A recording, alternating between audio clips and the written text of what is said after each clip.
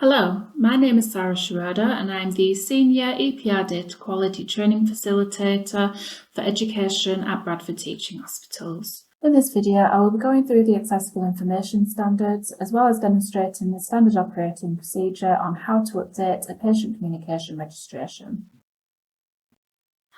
All SOPs for this process can be found via the EPR SOPs desktop icon once you've double-clicked onto the icon and navigated through to the appropriate trust. You can either locate the appropriate SOP by going into the applicable section, or you can do a document quick search located at the top of the screen. All titles for the SOPs covered within this video will be provided in the description box below, as well as timestamps if you wish to skip to this section.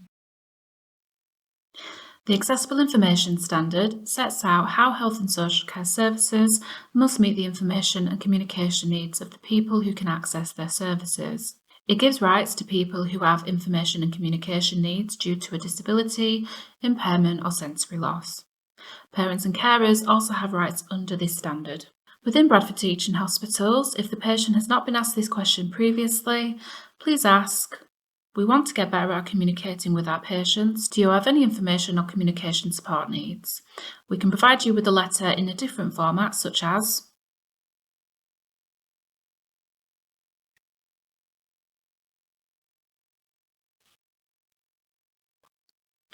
This also includes audio, braille and British Sign Language interpreters.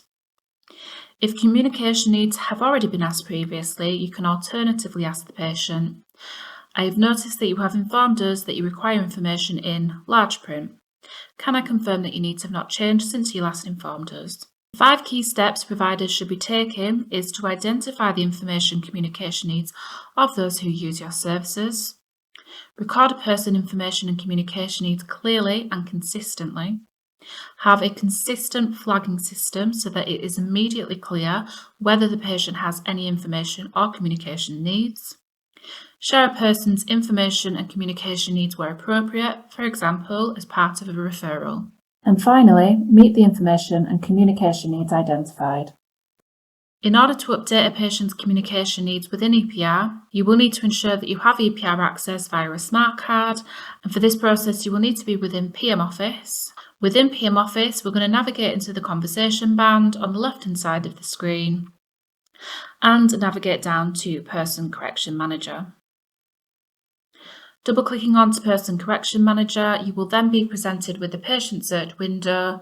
At this stage, you will be required to search for the patient whose communication needs you need to update. Ensure that you have found the correct patient and press OK. If the organisation box pops up, please complete this accordingly.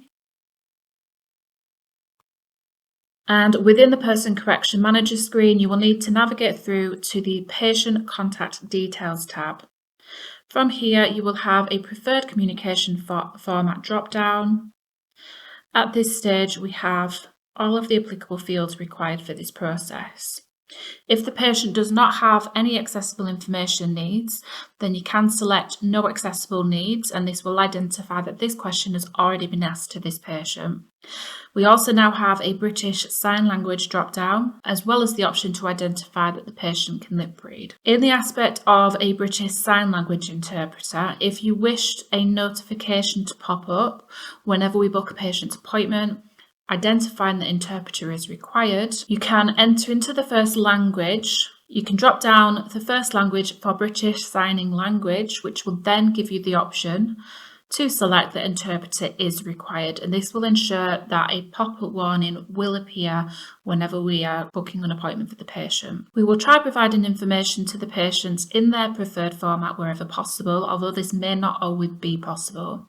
Any questions relating to this process can be sent to the service or department you are under. And for more information on accessible information standards, please visit www.england.nhs.uk/our-work/accessible info. Thank you for watching this video. If you have any questions relating to any of the processes covered within this video, you can contact any member of the team on the email addresses provided.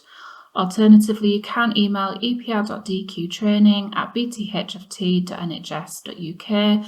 This email account is monitored by the entire EPR training team and it is monitored daily.